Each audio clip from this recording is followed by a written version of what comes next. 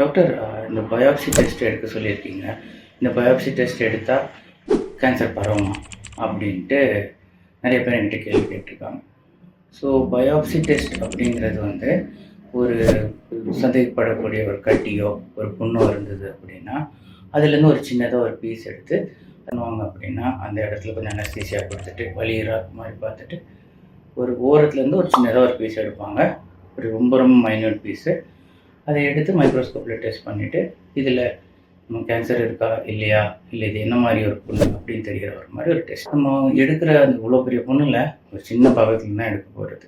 அந்த இடத்துல இருந்து பெருசாக கேன்சராக படுறதுக்கு வாய்ப்பு இல்லை. இந்த டெஸ்ட் எடுக்காமல் போனால் தான் பிரச்சனை.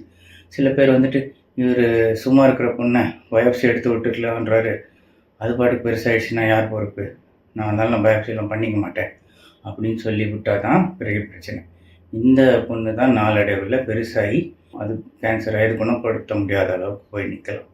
ஸோ இப்போ உங்கள் டாக்டர் பயாப்சி டெஸ்ட் இல்லைனா எஃப்என்ஏசி டெஸ்ட் அப்படின்னு தான் சொன்னாங்கன்னா பயப்படாமல் டிலே பண்ணாமல் அதை ஃபஸ்ட்டு போய் எடுங்க.